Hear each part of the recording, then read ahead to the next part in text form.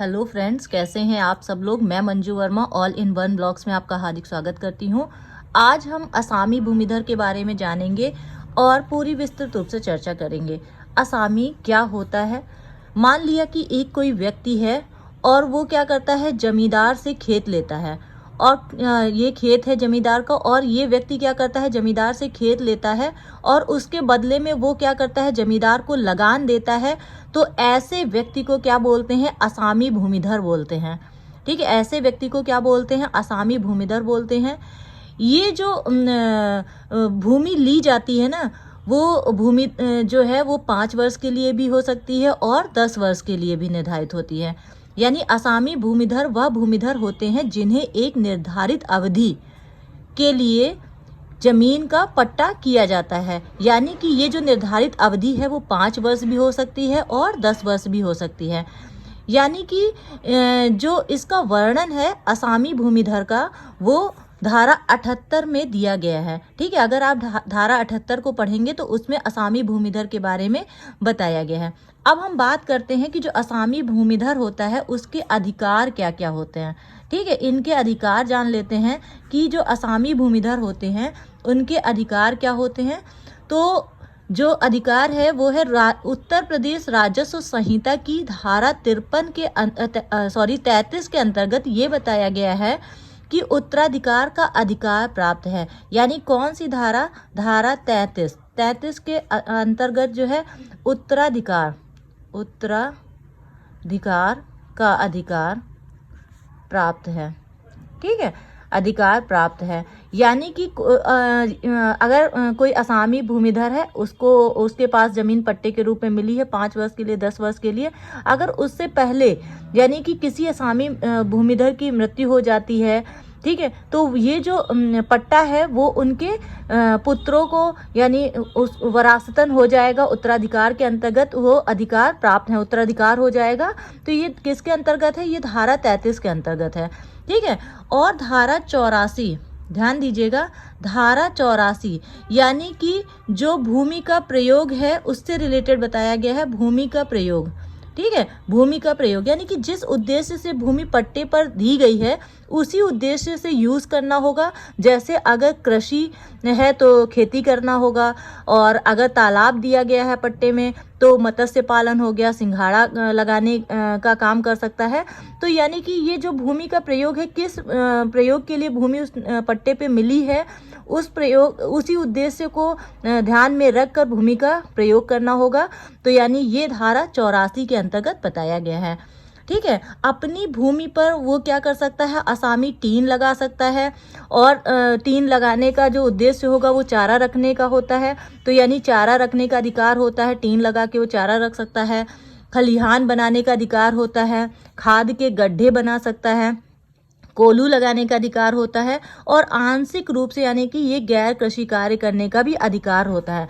तो यानी कि कौन कौन से अधिकार मिले होते हैं, ध्यान दीजिएगा। एक तो ये टीन लगाकर चारा रख सकता है,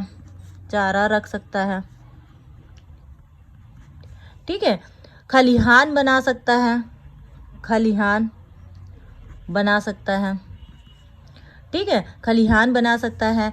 खाद, ये क्या कर सकते हैं, खाद के गड्ढे बनाने का अधिकार होता है, खाद के गड्ढे बनाने का अधिकार होता है। और ये क्या कर सकता है, उसमें अगर चाहे तो कोल्हू लगा सकता है।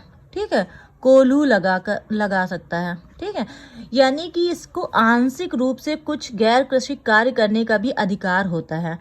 फिर आगे बढ़ते हैं, धारा 94 के अकॉर्डिंग, धारा 94 के अकॉर्डिंग कोई भी असामी है यदि वो कृषि से संबंधित कार्य करने में अक्षम हो जाता है तो वह अपनी भूमि को किराए पर देने का अधिकार रखता है।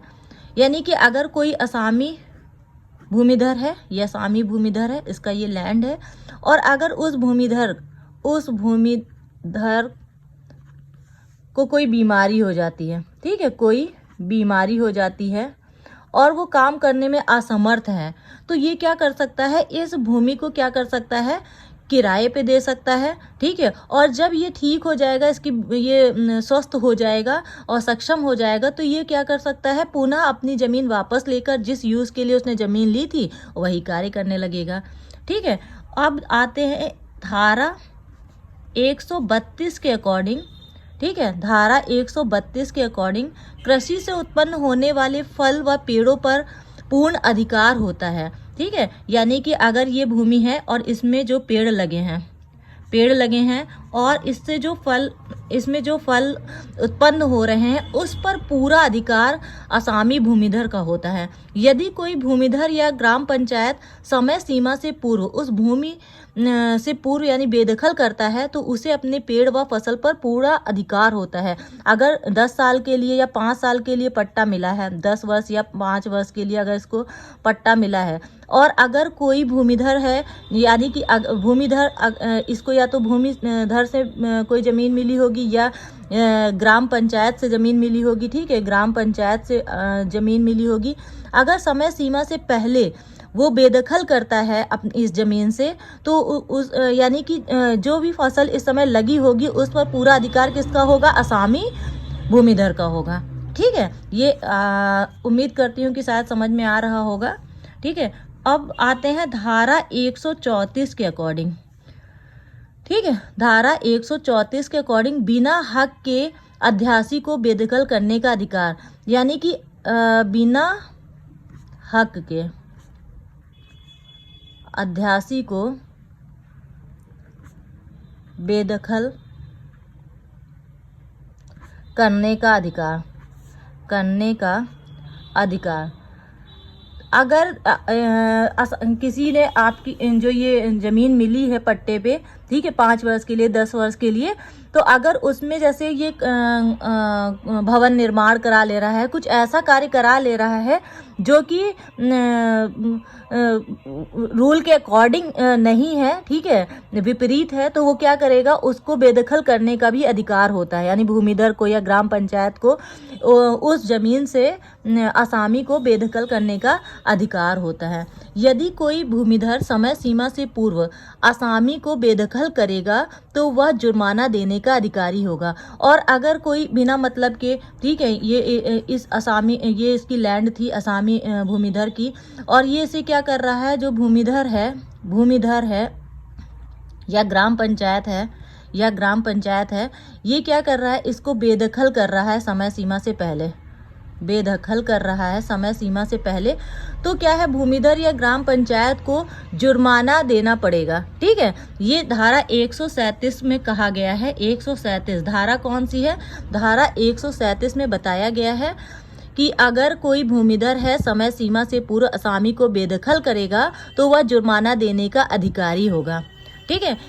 फिर आगे बढ़ते हैं। यदि कोई असामी अपना किराया कम कराना चाहता है, जैसे कि कोई दैवीय आपदा आ जाती है, ठीक है, अगर कोई दैवीय आपदा आ जाती है, मान लिया कोई दैवीय आपदा है, ठीक है, दैवीय आपदा आप समझ रहे होंगे, जैसे कि बाढ़ आ गई, ठीक है, ओलावृष्टि हो गई, ठीक है, या हो सकता है फसल में आग लग गई हो, नुकसान हो जाए फसल को, तो यदि कोई असामी अपना किराया कम कराना चाहता है ऐसी परिस्थितियों में, तो वो आवेदन करके अपना किराया, मालगुजारी या रेंट को वो माफ़ करा सकता है या कम करा सकता है, ठीक है। दैवीय आपदा यानी कि ओलावृष्टि हो गई, ओला पड़ गए, या बाढ़ आ गई, या पाला पड़ जाता है, पाला गिर जाता है, ज़्यादा फसल को नुकसान हो जाता है, या आग लग गई, ठीक है, अनावश्यक कारणों से, और उसको बहुत ज़्यादा नुकसान हो गया है, तो वो क्या कर सकता है कि अपना किराया आवेदन करेगा और अपना किराया कम करा सकता है, अपनी मालगुजारी कम करा सकता है, रेंट कम करा सकता है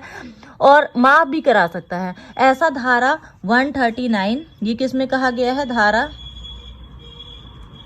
139, 139, 140 और 141 में ऐसा बताया गया है। 139, 140, 141 में बताया गया है कि अगर कोई भी भूमिधर है और अगर कोई दैवीय आपदा आ जाती है तो वो क्या कर सकता है, अपना मालगुजारी, अपना लगान को वो कम करा सकता है या माफ़ करा सकता है।